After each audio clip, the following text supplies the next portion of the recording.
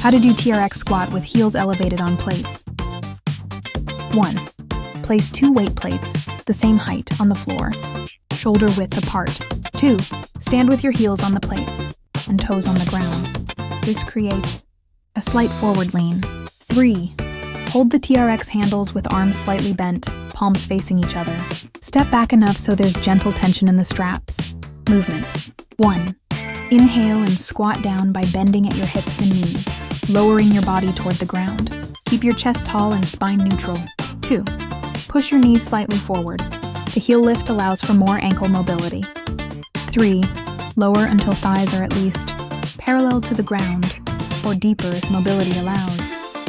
Exhale and push through your mid-foot toes to rise back to standing, keeping light support from the TRX. Tips: keep core braced and chest open. Avoid collapsing forward. Control the tempo.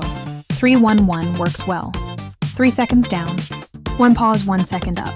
Don't overly rely on the TRX straps. Use them mainly for balance, not to pull yourself up. Thanks for watching.